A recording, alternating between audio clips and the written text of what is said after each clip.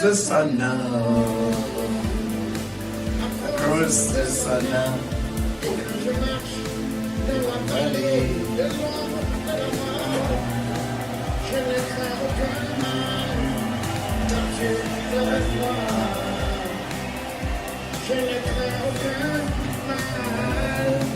Agriculture is 80% of our economy in Kenya. So I can advise them to do agricultural courses. They take the agriculture courses. Yeah, they take the agricultural courses. Iko pesa. Iko pesa. Oh, umeona pesa. Lakini unajua wewe ni mwana biashara bana. Yeah. Iko pesa. Make a date with me every Monday to Friday, 7:15 to 9:15 in the morning here at the Farmers Media, the breakfast show. Let us start the day right here. This is Noana Sia.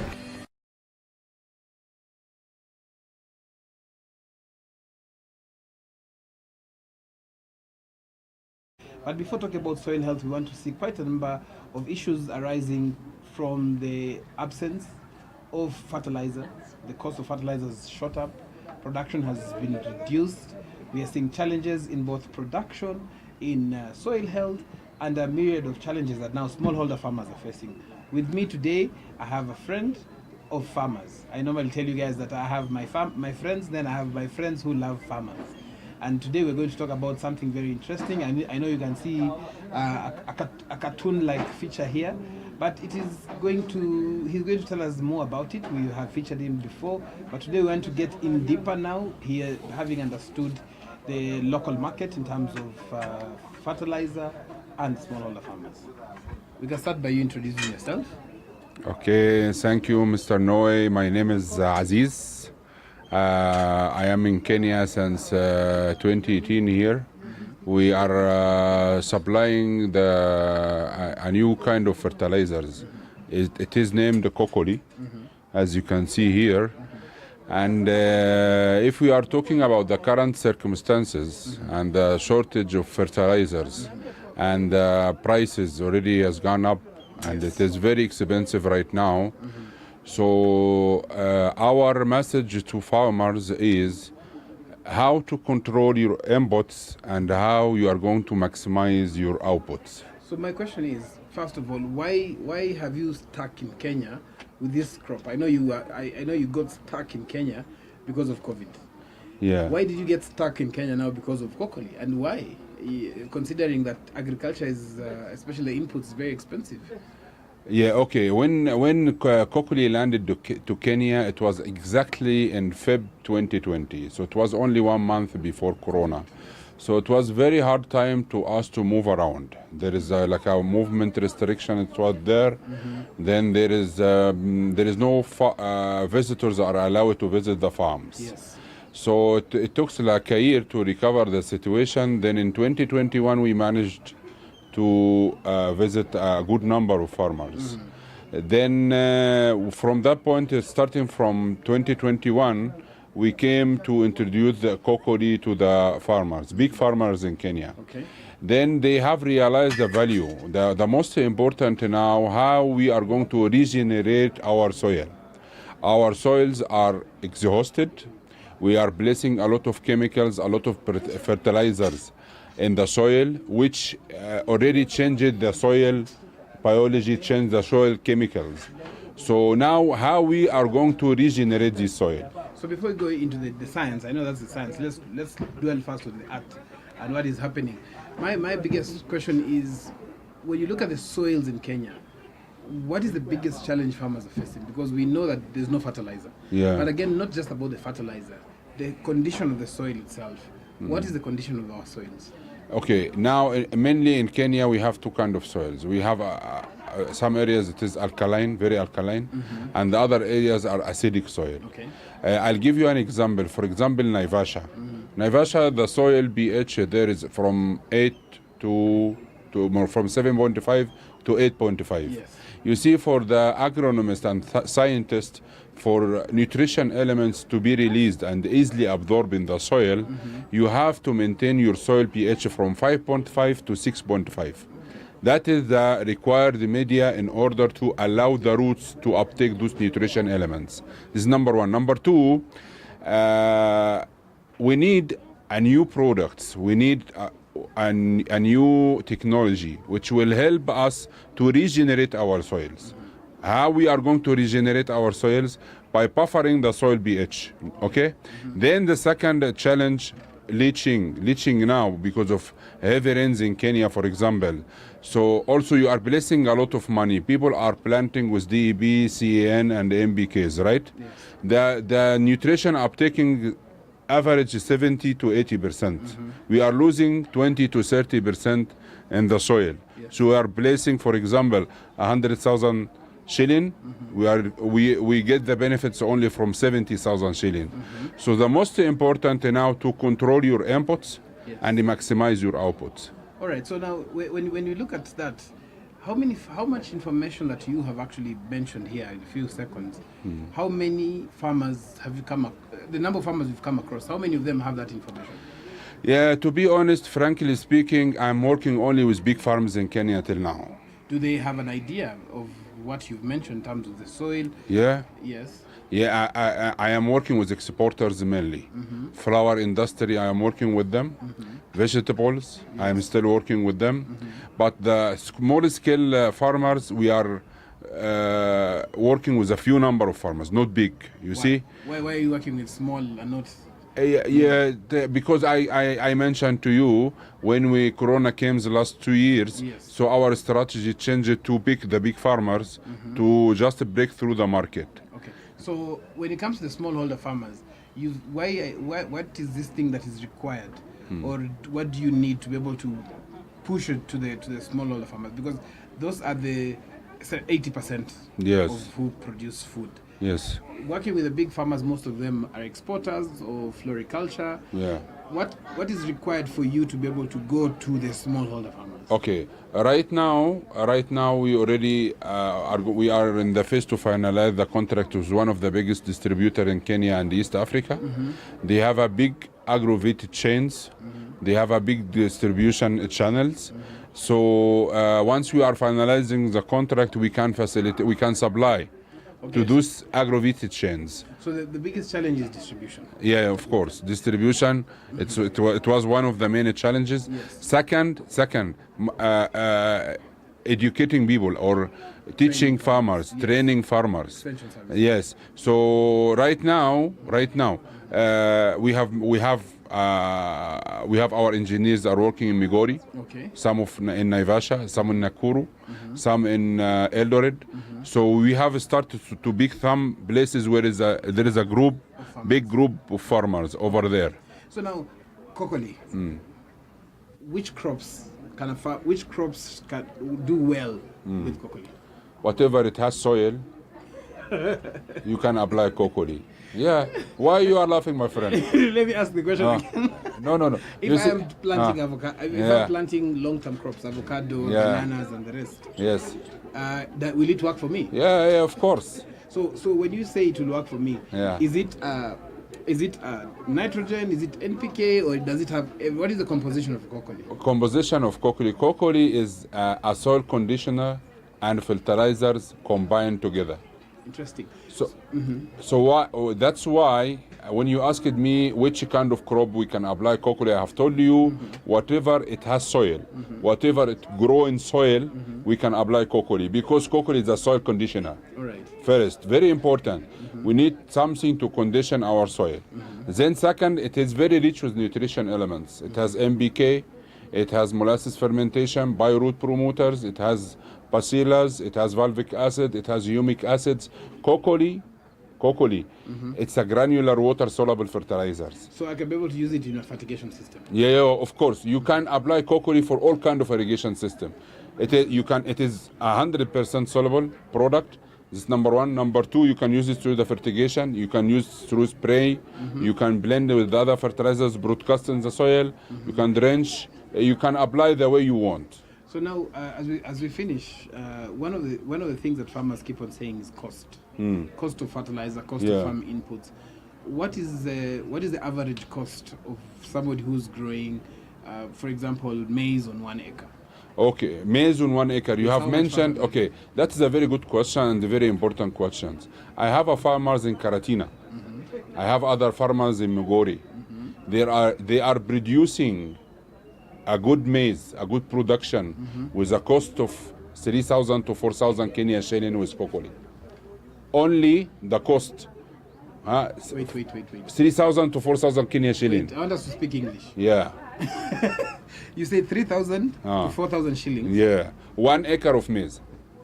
Without using any other fertilizer. Yeah. Some of them they are using manure. Okay. Some of them they are using cow manure or chicken manure, whatever, and some of them they are not using any manure and they are applying Kokoli and they are getting a good result. Really? Seriously? Yes. Very interesting. So I think one of the things that is, as I mentioned, the biggest challenge that farmers have been facing is cost. We know that a lot in terms of fertilizer cost has been created, Yeah. because of the war in Ukraine and Russia, and that has hindered a lot.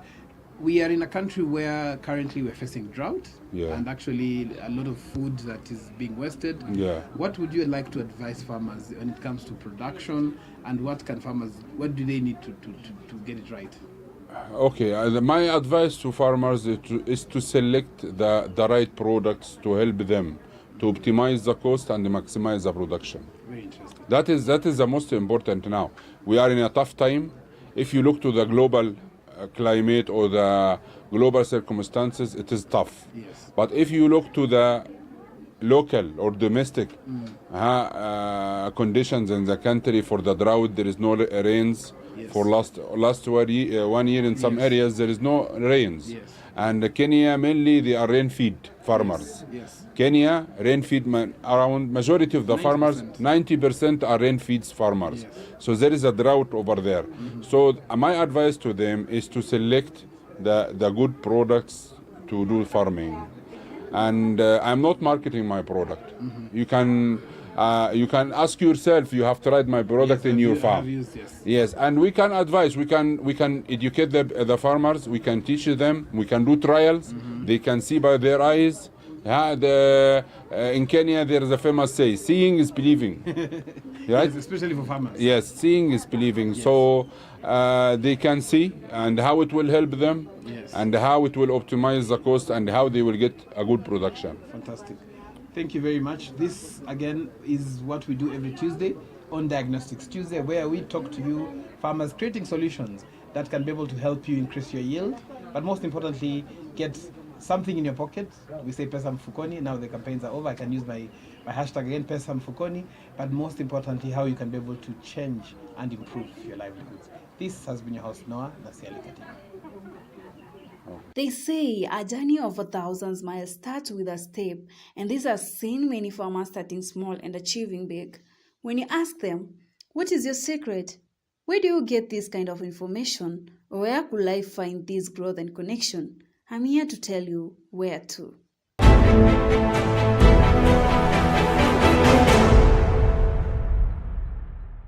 A bustling media hub, a buzz with the stories and voices of African farmers, a place where information flows like a river, nurturing minds and cultivating ideas. Welcome to A Farmers Media, a transformative force that connects, educates, and empowers farmers across the continent. In the heart of Africa, we are growing, empowering farmers and forging a path towards food security. Meet A Farmers, the beacon of hope for African farmers.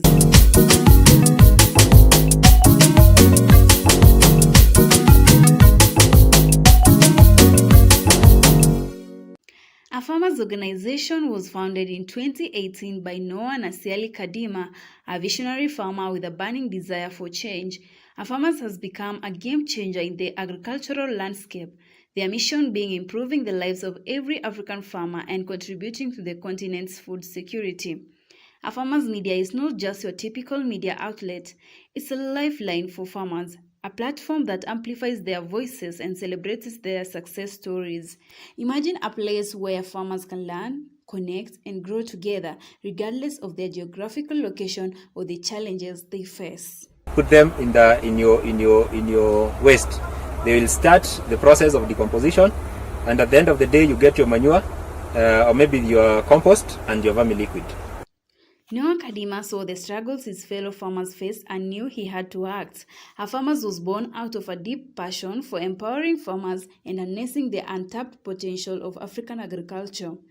Farmers embraces innovation and knowledge sharing as its pillars of success. Through cutting-edge training models, they equip farmers with the skills and information they need to thrive. From modern farming techniques to business strategies, Farmers is empowering farmers to grow profits and transform their livelihoods. You know what? Many people think that Farmers is only an online platform, but Farmers is more than just an online platform or a training center.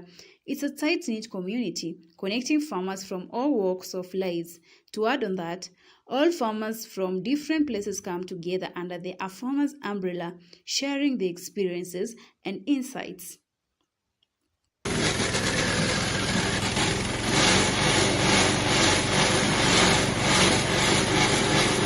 The journey has not been without its challenges. When COVID-19 struck, farmers had to recalibrate their plans and goals. They adapted, leveraging technology to ensure that farmers remained connected and supported during these trying times. Their media department became a lifeline, providing a platform for farmers to learn, share stories, and find solace in a community that understands their struggles. And finally, they emerged stronger, more resilient, and even more determined to uplift African farmers. Farmers' impact has been nothing short of remarkable. They have seen tremendous growth in the farmers they have worked with, creating a ripple effect that has reached communities far and wide. Their dedication has not gone unnoticed, as even social media giant Facebook recognized their efforts. African farmers. The whole idea behind farmers is to transform the image of an African farmer from a producer into an entrepreneur, somebody who actually does not think about how to produce onions, but how much is going to be used to produce onions. And so that way then they can be able to transform their vision, they can be able to know when to engage with the market. What we have done is that we have developed a hub where farmers bring their information, bring their questions. Did you know what sets a farmer's media apart? It is its unwavering dedication to authenticity and inclusivity. They just don't share success stories. They also shed light on the challenges and hardships faced by farmers. By giving voice to these experiences, a farmers' media sparks important conversations, encourages collaboration, and paves the way for transformative change. A farmers' media is a testament to the power of storytelling and the profound impact it can have on communities. It's a place where farmers can not only learn from experts, but also share their own wisdom and learnings with their fellow farmers. Through this exchange of knowledge and experiences, a farmers' media is fostering a sense of unity, resilience, and hope among African farmers. A farmer's success extends beyond our imagination. They have created jobs for people, empowering not only farmers but also individuals within the organization. Through partnerships with satellite farmers, they have expanded their reach, ensuring that the benefits of a farmer's mission extend to every corner of the continent. A farmer's aims at empowering African farmers in all aspects of farming. It aims at securing a future where food security is not a problem.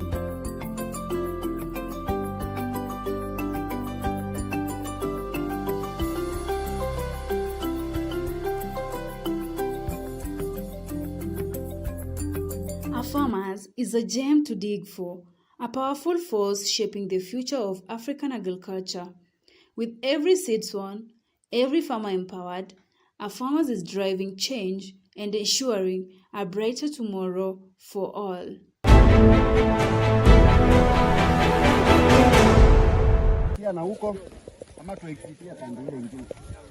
Haya, tunafaa kuwa na farmers wangapi hapa in between hizi smoker? Mniachie smoker moja ba. Smoker, kaza tubaki naye. Tubaki naye. Mimi naenda kwa approach. Oh. Mimi ni kwa approach.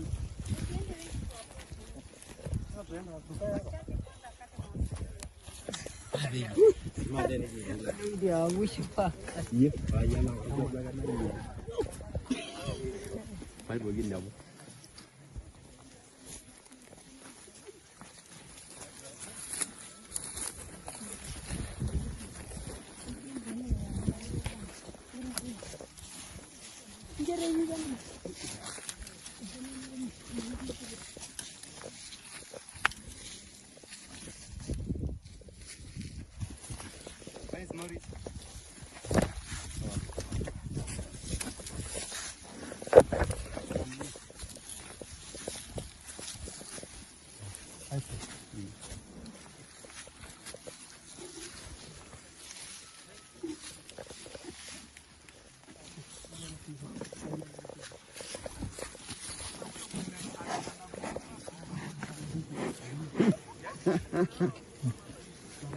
Paku huko juu, usipaku ndani, huko juu round hivi. Angalia, si round ya miti ya watu huko.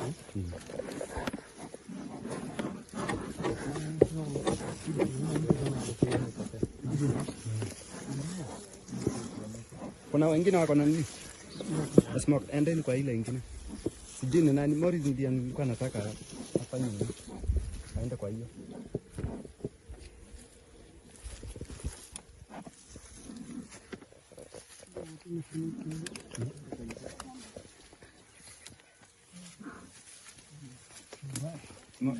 Jona, wewe ndio unajua mambo ya nini. Toa hii funiko. Pea mwingine smoker. Pea mwingine smoker.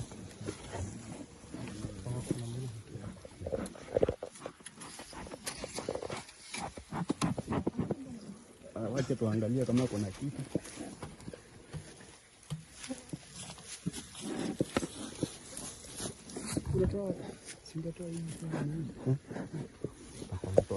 Kama ungechukua ingine penye watu wanaweza around. Kuna kombe. Toa hiyo. Weka hiyo funiko chini. Toa hiyo. Hii ilikuwa juu. Toa. Kwa sababu ya mpanja. Kuna hata pia na Miende alichimba hiyo. Hiyo si mpanja. Hiyo ni spiro.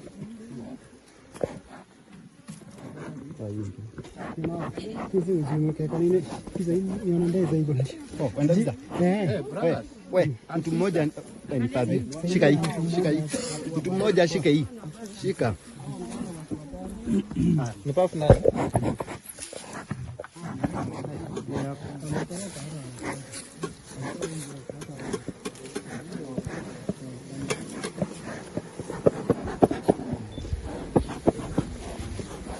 You can spread ndio muone vizuri. Unajua nini hivyo? Ground.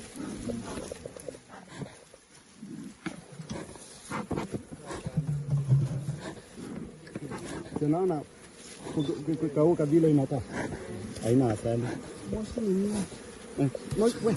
Moshi weka moshi nyingine. Wacha na moshi. Wacha nayo sasa.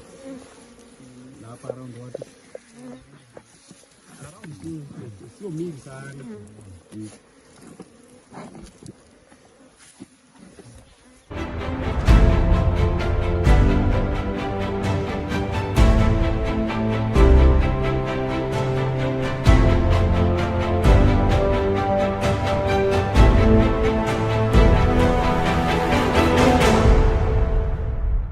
Organization is working on livestock feed commercialization, so they can even grow pasture for their own animals. Exactly, which is very awesome. Exactly. They will help them, and those youths, they're very idle. Exactly. Youths, Yes. wake up, at least do something on your doorstep. Yes. Go Yes. get that a quarter an acre, do Yes. something. They already have, but the Yeah, land they already available. have the Yes, land. First, yes. those people, they have big land. Oof.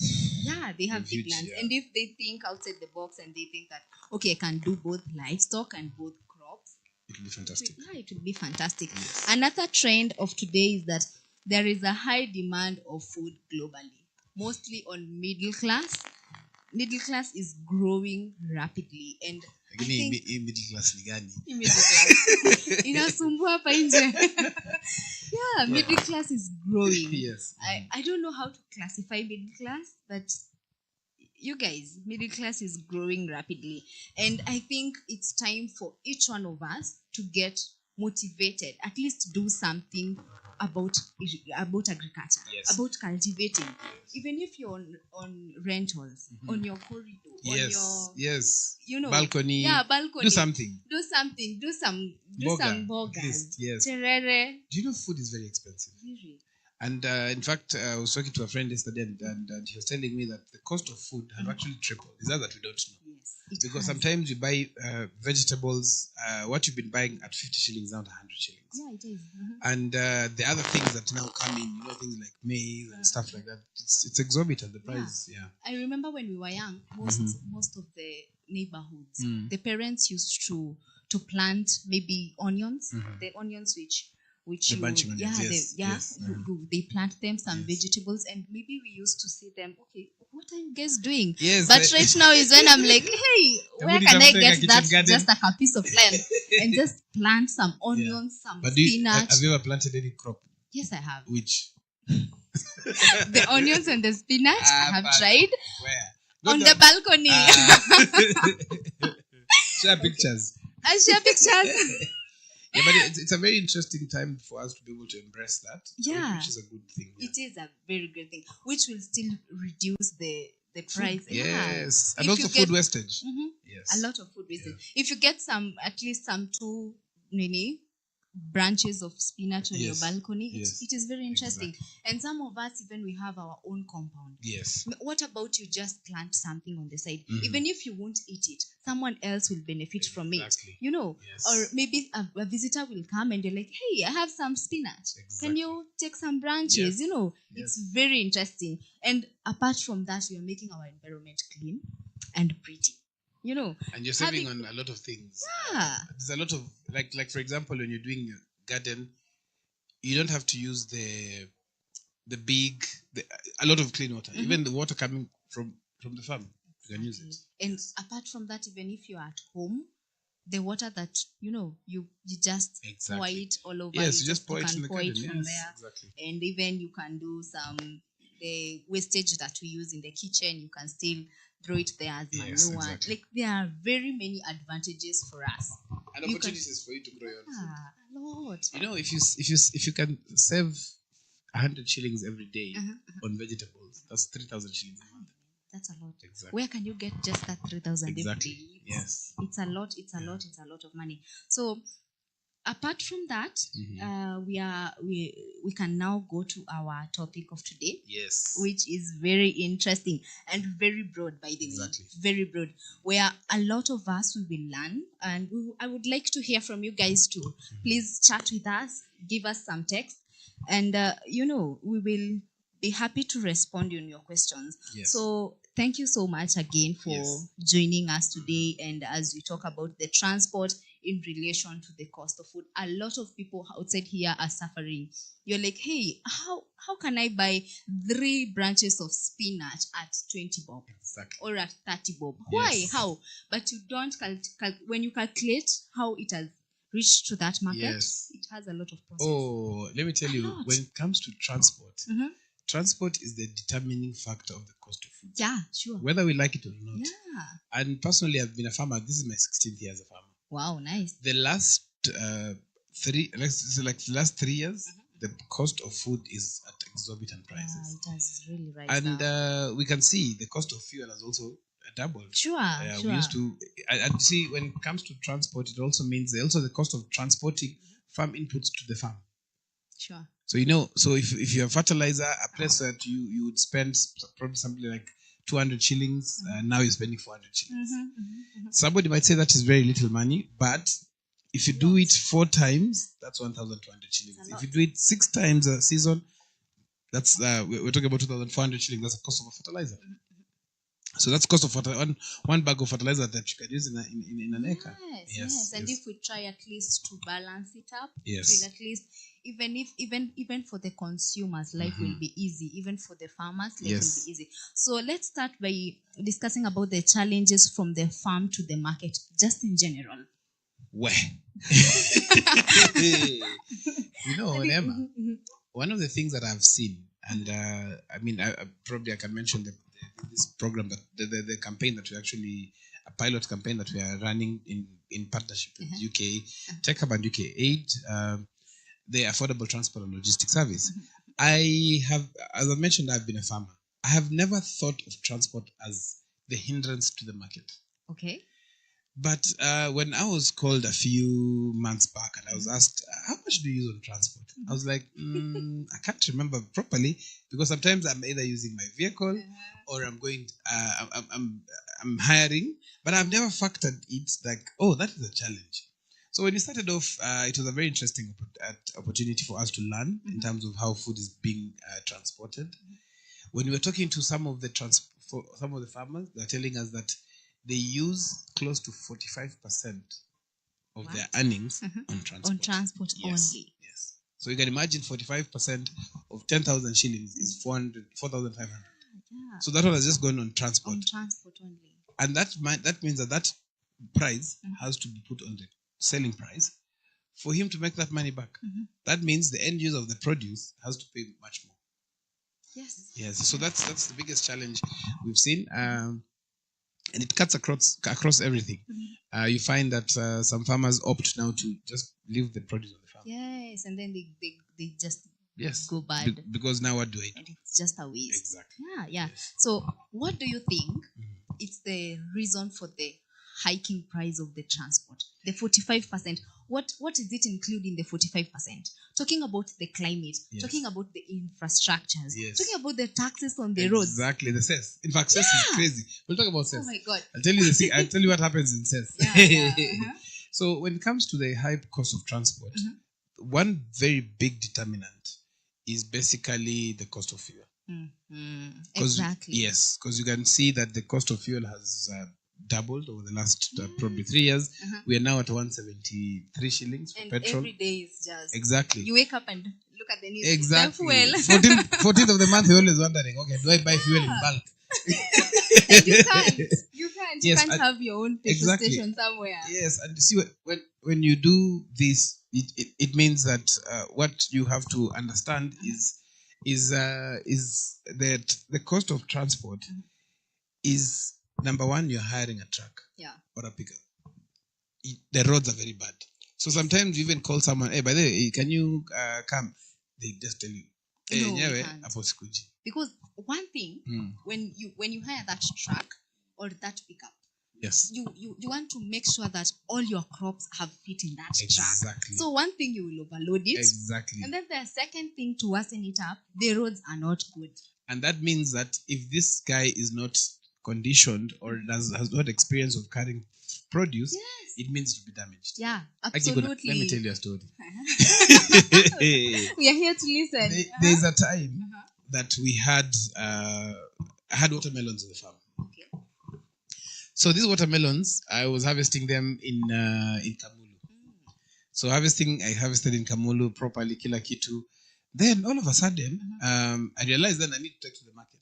Okay. And then it had rained.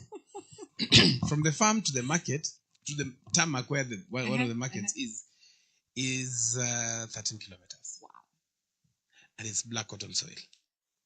Yes. In fact, I remember the day that I was going to the farm, because I went to the farm, then stayed there for, I think, 2 days, and then it rained. So I couldn't get out of the farm. Oh my goodness. So we had to cross the river, go look for a truck to come. So what happened is, this guy who came eventually, he came all the way, and then all of a sudden what he decided to do is to load. And then he said, I will load full. So I think it was a 3-ton truck. We did like 4 tons. So he left. We're like happy. So we're harvesting bananas, watermelon, some vegetables, so tukatoka tukaenda to the market. Do you know we reached like I think 3 or 4 kilometers of the journey, we got stuck in mud. Do you know we had to remove 4 tons of watermelon down for the truck to be lighter, for it to be pulled by a tractor, and then that's back. Another cost. And that was like, now imagine walking with 3 tons of watermelon for like 100 minutes. And not counting the waste. Because I know there was a lot of waste, because the guys who were flooding did not know how to take care of watermelon. So they were like, the first ones were like throwing, like. I think that's a very good experience. And But- all this is because just getting the affordable transport was very hard. Yes. You know? Yeah. The other week we were talking with some farmers and they were saying that it is so expensive now. Actually, the cost of fuel now is the same cost, is the cost of what we were trying to avoid. Long time we used to be told that there's this V-Power, and you're saying it's expensive. Now we're paying for it. Now, the other thing is this. We have two types of transport. So there's the trucks, the more organized kind of trucks, and then there's the I normally call it like informal border borders. Give someone a border border guy your pili hoho to transport for you. It reaches. I remember the time we got some capsicum from the farm here in Kamulu to take to us to City Park Market. The produce reached there. The guy is calling me, asking me, Noah, is this from your farm, really? I was like, yes. I was like, in fact, nangoja pesa. I was like, I think what you do, either this guy comes back with them, or you come and see for yourself. Because half of it is damaged. Because of the border. Exactly. And it is also expensive. that's But you see, at that time, it was more affordable and accessible because pikipiki inapita hata Pikipiki inapita exactly. Yeah. So that is it's a challenge. And I think another thing is having unskilled drivers. You see, maybe you have a truck. Yes, you have a truck. Yes. You've already loaded it. Yes. But having that skilled driver who will know, hey, I'm carrying I'm carrying perishable goods. Yes. I'm carrying things that I'm supposed to move very. But you know, some of our drivers are goodness. jabba. So they're like out. They just want to go quickly and Yes. get another order and exactly. So move to another, again, the other another thing thing. is apart from the cost of fuel, there you mentioned infrastructure. Some of our roads that go to actually farms. Yes. You know, we look at roads and you're like, oh yeah, it's dusty. But the roads that go to farms are impassable. You know, like there's a time I was going to my farm. When we reached there, just not far from the farm, we realized that the road has been cut off because of the rains. Do you know we for us to go to the next stage, we had to like wait for like what? I think like 1.5 hours because we had to make sure because it had just rained. So we had to look for some guys to come put stones so that we push the vehicle. It was really frustrating. Yeah. You know, it's really frustrating. And if it's not your own means of transport, these guys even charge you waiting charges. Yes. Yeah. So the thing of they might be skilled in driving, but they're not skilled in carrying. Yeah, carrying what they're supposed to. Yes. Yeah. Another thing that you talked about, which I would like to emphasize, is the cess taxis. Cess taxis. Yeah. Wow. These are the taxes, okay, which involve the farmer and the government. Exactly. I think because these are taxes which you pay when you move from one county to another, and then maybe you're coming from Kajiado. Well, You pay assess tax from Kajiado. Namanga. Yes, and Namanga then from Namanga to coming to Kajiado. Actually, Kajiado, just before Kajiado town. Yes, you pay another one. Isinya, you pay another one. If you opt to go to Nairobi, you pass through Kiserian, you pay another one. In Ngong, you'll pay another one. When you're entering Nairobi, Apo Karen, you'll pay another one. Then you'll meet the sense in Nairobi, where it is in the market, plus parking charges, plus broker fees. And then counting on offloading again. But then you can't offload yourself. Yes, you cannot even you carry your can't. guys to go and offload. You can't. One, because it's also expensive for them to go all the way to the farm. Yeah, and you get to see that the cess taxes, they carry a lot of percentage on a lot of produce that you get from the market. Exactly. So actually, what I wanted to mention, just to stress on the issue of the taxes, of the cess charges, we are actually pleading with the county governments, just to ask them, is it possible to reduce these costs? Yes. Just exempt farmers. Actually, farmers we've actually paid charges for so many things. You know, we've paid charges for the fuel. We've paid taxes in our farm inputs. We've paid labor. Exactly. We've paid with the sun because some of the produce is spoiled. Yes. Just exempt us from cess, because I mean it is really sad. Because number one, you have to pay for transport, and you know how much this tax is. The cess tax is 20 shillings for every net of onions. Wow. So if you have 30 nets, you're going to pay how much? 600 shillings for every net of onion. Yes, and so it means that if you're going to have 3 stops, that is 600 shillings times 4 stops, that is 2,400 shillings, Yes. and you've not started selling. And that is a lot of money. Hata hujaanza kuuza. Okay. That's a Yes. that's So good if experience. they can exempt us from that, it's a campaign that we're running. We are grateful that Kajiado County has said that they're looking into exempting us for the That's period of great. the pilot.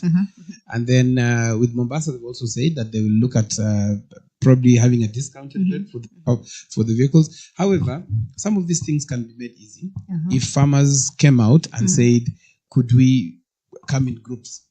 So that they know that if I'm coming from Manga coming to Nairobi, if we are 10 farmers, we don't have to hire a pickup carrying 1 ton each. We can actually bring 10 tons in one truck together. That is, and it will really help the farmers. I know that. Yes, because when you're a cooperative, that means you're in an organized group. Yes. So you can even get a sticker for that vehicle that when it is passing through the Kanjo guys, the county guys, they actually saw, this guy is exempted. Yeah. Labda tu wapatie matunda. Please chat with us and let us know which challenge really affects you, where you are as a farmer, as a consumer, as the mama mboga, as the broker too. Which is the most challenging part of you when it comes to transport? Is it climate? Is it infrastructure? Is it fueling? Is it finance? And is it taxes? Which even the drivers? Which is your most challenging part when it comes to transport? And before we go for the break, I would like us to discuss about the effects of transport, what affects the durability in crops when it comes to transport. Most importantly, on the storage part, which is very huge, and it really affects a lot of crops. I would like us to discuss that. The storage. Yeah. So the storage is a nightmare. I have another story I'll tell you. A very dark one. About watermelon again and storage. So, so this watermelon I harvested. Remember, I harvested watermelon, and we got stuck, and then we managed to maneuver and get to the farm, to the main road. It was 5:30 in the evening, so there was no way I could sell. So we sold a few, but now the ones that remained we could not sell, and because the owner of the truck was going with it. You know, so what I did is that I used to have a farm. I have a farm in Kamulu. So we went to a small town there called Mala. So this town called Mala was at that time it was a really small town. Now it has really grown big. So I hired a room where I said, let me store this watermelon. Ndauza pole pole. Okay. So I knew they're perishable. They're yes. So what I decided to do with my little knowledge is to put sawdust on the floor And then place the watermelon, the bananas, and the rest. Yeah. So we finished. We managed to sell a few. We were closing the room at around 7. I mean, nobody buys fruits after 7 p.m. Yeah. So maybe I went home. So when I went home at around 3 in the morning, the neighbor, now you've had a room, you've got the contact of the neighbor.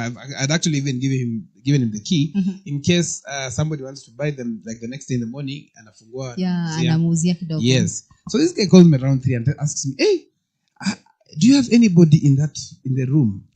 I'm telling him, what do you mean? Well, there's no way we would have locked someone in the room. Yeah. I want to lock. I'm like, no, check it properly. Check it really properly because I've got I'm hearing some funny noises, in the room. Okay. So I told him, now it's 3 o'clock. There's no I'm driving all the way to come and see watermelon. So I told him, just check, but I don't think we have anyone. So he kept quiet.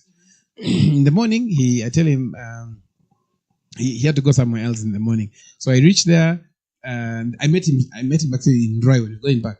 So we go there, we open the room. I'm telling you, we were just seeing the watermelon is bursting. What? You see, watermelon is sugar. We have put sawdust, so it has created a very warm environment for it to now. So they were just bursting and bursting. So I didn't have knowledge that watermelon. That was the person who was provoking you, the neighbor. So it was bursting at a very high rate. So we just see pink and red and whatever. Okay, what's happening? What's happening? So again, the question of storage. Exactly. How do you store which produce? Yes. Things like vegetables, when you store them today, tomorrow, even if you put them in the fridge, or it will still look bad. Yes. So that means that you can't sell unless you're buying for yourself. Things like onions, you also have to have specific storage. So not all storage for fresh produce works well with the rest. Yes. Tomatoes, are stored differently in a cooler environment, but no water.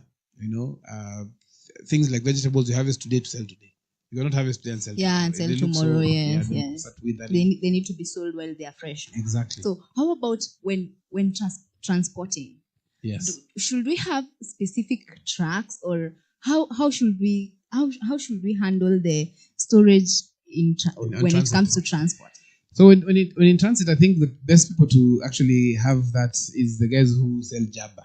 They know that I'm producing, I'm taking it to the market. It has to reach the market today. I have to. Yeah, and it is limited. Limited, but anyway, that's on a lighter note. I think we have to have the specific knowledge in terms of when goods are on transit. I've seen so many vehicles. I've had so many farmers calling me, telling me I was taking my produce to the market, then the truck got spoiled, or something happened, or we've been stopped by cops, and for so long. Mm-hmm. So I think when transit, you have to first understand what produce do you have. Mm-hmm.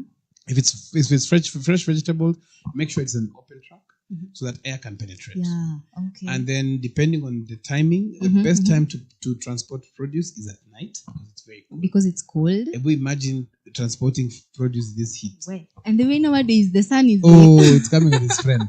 It's like fire. The sun is coming with its friend. So again, it's good to understand which kind of produce you're doing. You have, and then the timing of the. That's why you find many people transport at night, unless things like onion, potatoes, what else? Probably bananas. You can transport during the day. However, you need to cover it, but not covering like where I come from. Watoto wanaoshwa alafu wanafunikwa na kitambaa. Now you don't cover like that. You make sure that there's air penetrating in between. Things like onions, it's good to transport them in nets. Because it's easier to sell, to distribute as well. And even offloading. Exactly. Bananas, you sell them in bunches. If need be, you can cut them and pack them in the crates and sell per crate, depending. Things like vegetables are better sold in gunias, in sacks. But however, you need to make sure that whatever is going in the sack today is being sold today. Because it starts heating. Remember, it's also still releasing, what is it called? Elements that still make it now start decomposing. You see what happens that you've removed it from a living state to processing it for death. So what happens is that now it starts spoiling, and anything that starts spoiling is now it might be useful elsewhere, but not for consumption. Okay, to emphasize on that, which crops? Okay, I mostly see a lot of crops being packed on the crates. Yes. Which specific crops are being packed on the crates, and which one on the sacks? What is the difference? Very interesting. I don't know if you have some of the images that there's a guy who I visited a few days back, and he had the packing tomatoes in wooden crates, and then on top it had a big box where they're putting tomatoes. Yes, so again, as I mentioned, tomatoes are better sold in packed in crates. For one main reason, because now you reduce the movement of the tomatoes, because they keep on moving, they can start bursting and stuff like that. So that is one of the things that you have to factor in. Bananas are better done that way. Onions, garlic, the onion family, garlic, you better transport them in nets. Even for selling would be much easier. So those are the just basic things that you can be able to look at, and then the market that you're going to. Oh yeah. Yes. Sure. Yes. So the market that you're selling to as well. Thank you very much. That is a very good information. And we are not yet done with the topic, but let's meet after the break, and we will appreciate a lot if you text us, if you chat with us about what have you learned, what are you suffering from, what are the challenges that you're going through when it comes to transport. And let's meet after the break. We will really appreciate that. Thank you very, very much.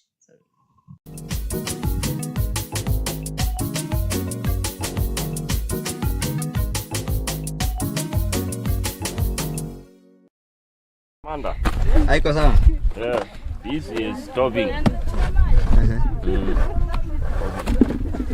So hii karibu kilo ngapi?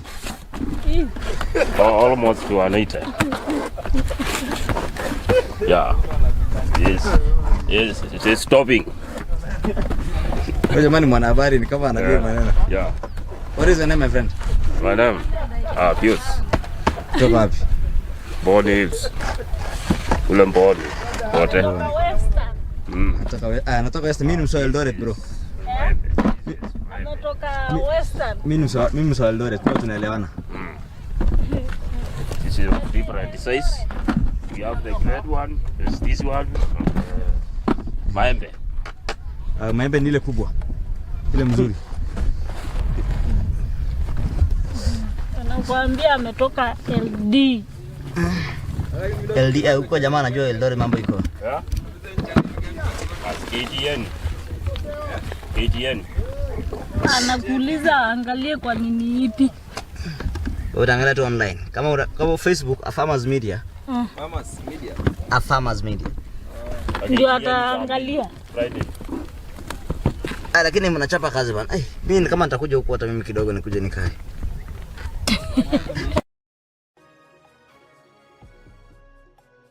Melon is a trailing vine in the gourd family. The word melon can refer to either the plant or specifically to the fruit. Watermelon is a type of melon that is sweet and refreshing fruit. Watermelons can either be grown on home gardens for small-scale farmers or large-scale depending on the market demand. You can either transplant or plant watermelon seeds directly. For best performance, plant watermelons in hot, sunny locations with loose, fertile, well-drained soil that is rich in organic matter. It is best to plant watermelons on raised rows and ensure that the soil pH is between 6.0 to 6.8. On average, it takes around 3 months for a watermelon to grow from seed to mature fruit, with smaller varieties having shorter growing times than larger varieties of watermelon. Watermelon growing, if done rationally and on a scalable basis, can be a good source of income.